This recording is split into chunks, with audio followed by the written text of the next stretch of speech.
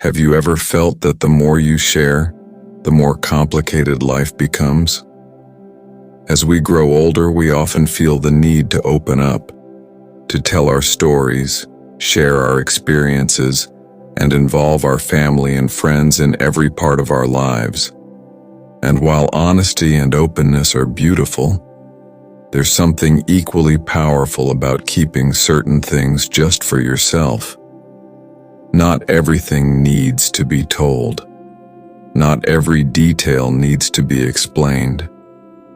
And sometimes, holding something back, not out of secrecy but out of wisdom, can bring more peace to your life than sharing ever could.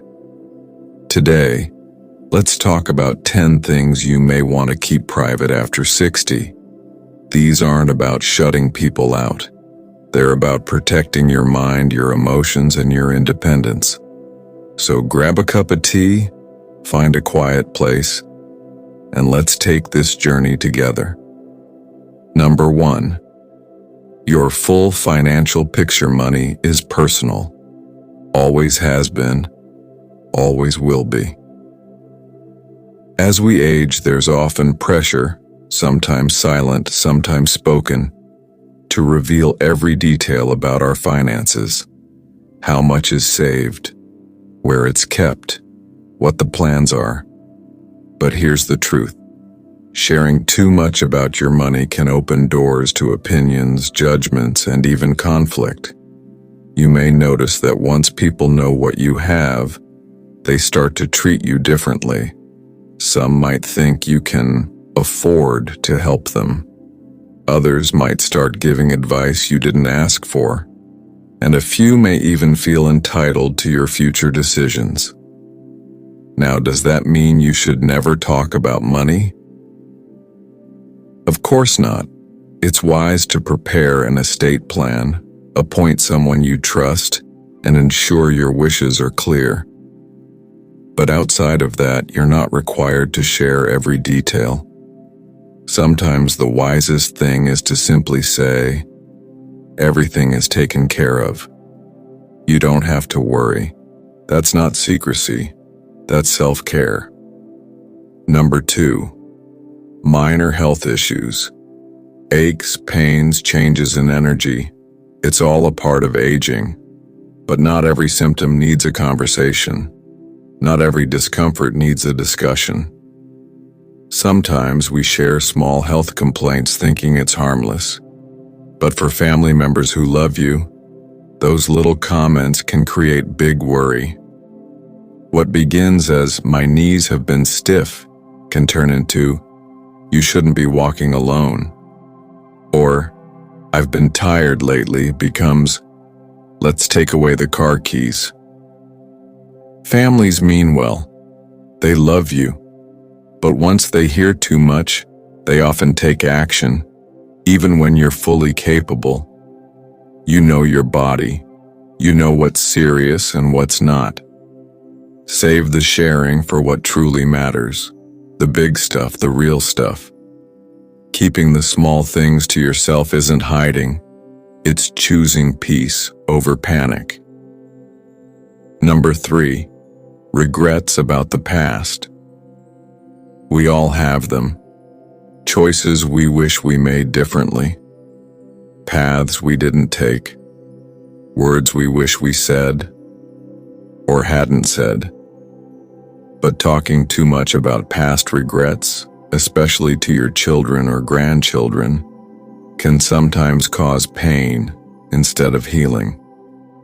You might say, "I wish I'd spent more time with family," and your child might hear, "You weren't enough." Or you say, "I should have traveled more," and your spouse hears, "Life with you held me back." Your heart may be trying to express reflection, but others may hear rejection.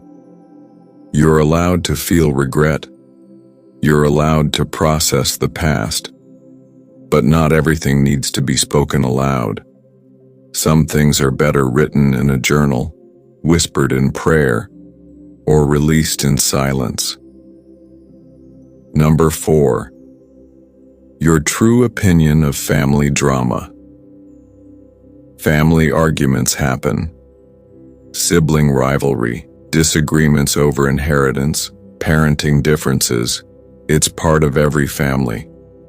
And when you're older, people often expect you to be the voice of reason, the judge, the peacekeeper. But stepping into the middle of conflict can be dangerous. If you take sides, your words might be remembered longer than the fight itself. If you give advice, someone might feel judged. And if you stay too involved, you might find yourself blamed, no matter how kind your intentions were. You don't need to pick a side. You don't need to have an opinion about everything. Sometimes the wisest response is, I love you all. I'm not taking sides. I just want peace. Stay out of the crossfire. Protect your peace. Number 5. The details of your will or inheritance plans. This one is sensitive. While it's important to have your affairs in order, your will, your wishes, your assets, it's not always helpful to share every detail of what's going to happen after you're gone. Why? Because expectations can create tension. Because some people may start behaving differently once they know what they're getting or not getting. And because until the day you leave this earth, your life and your choices are still yours. If you want to talk about your plans, do it gently. Choose 1 or 2 trusted people. Maybe your lawyer, maybe your executor, maybe one level-headed child. But you don't have to tell everyone. And you certainly don't need to explain your reasons to anyone. Your legacy is your gift, and how you choose to give it is entirely up to you. Number 6. Romantic feelings or private history.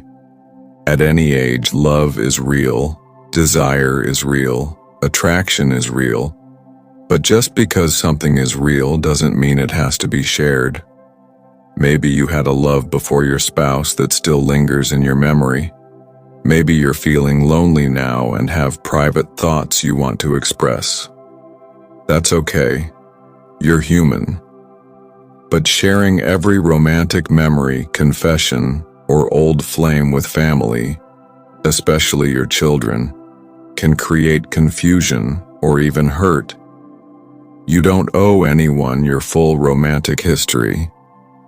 You don't need to explain the people who once held your heart. Hold those stories close.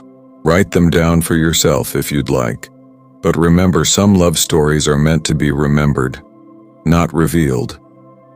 Number 7. Your views on everyone's life choices. It can be hard to stay silent when you see your child making what looks like a mistake, or when your grandchild chooses a path you don't understand. But offering your opinion, especially when it's not asked for, can push people away. You may want to say, "That's not how we raised you," or "You'll regret this someday." But think first. Will your words bring change or just hurt? Instead, try, "I trust you'll figure it out," or, "If you ever need my thoughts, I'm here." Support doesn't always mean advice. Sometimes it just means love without judgment. Number 8. Every detail of your daily routine. It's easy to overshare when you're talking to family, especially if you live alone or see them less often. You might want to tell them what you had for breakfast, how many hours you slept, how long it took to clean the kitchen. But be mindful. Too much detail can make others feel like you're depending on them for validation or company. And over time, it may shift how they see you, from independent and capable to fragile and needy. Share stories, yes, but let them see your strength. Let them know you're okay on your own, even when you're alone. That quiet confidence can be more powerful than any words. Number 9.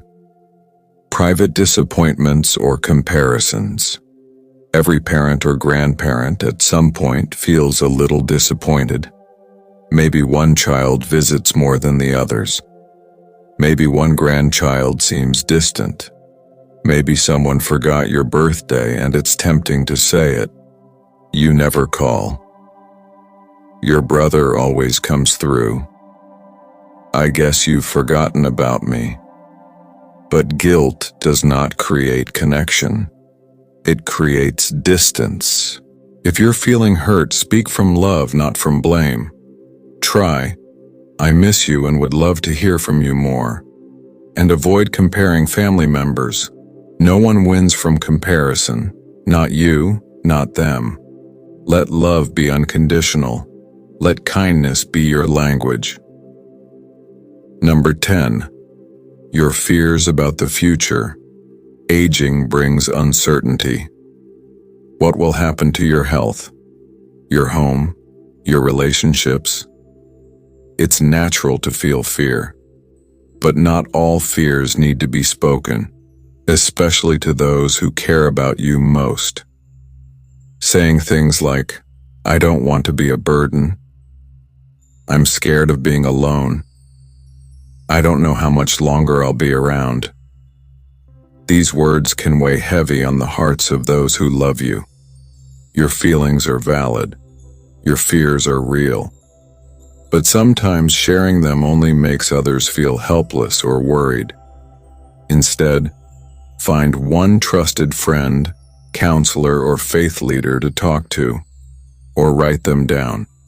Process them safely. And then, in your daily life, lead with hope. Because hope is contagious, and courage, even quiet courage, inspires everyone around you. Final thoughts. Dear friend, life after 60 is a gift, a time for peace, clarity, and purpose. And one of the best ways to protect your peace is by choosing what to share and what to keep private, not out of fear, not out of secrecy, but out of wisdom. So the next time you feel the urge to share every detail, pause. Ask yourself, is this helpful, or is this just habit? Because sometimes, holding something close to your heart is the most powerful thing you can do. You've earned the right to protect your story. Choose your words carefully, live your truth quietly, and carry yourself with the quiet grace of someone who knows what truly matters. Thank you for spending this time with me. If this message resonated with you, leave a comment below and tell us. What's one thing you've learned to keep private and why? And if you found this helpful, please like, subscribe, and share. Your support helps us continue creating heartfelt videos that inspire and uplift. Until next time, stay well, stay wise, and stay quietly powerful. Let me know if you'd like this formatted for voiceover, with scene descriptions or split into video segments for a series.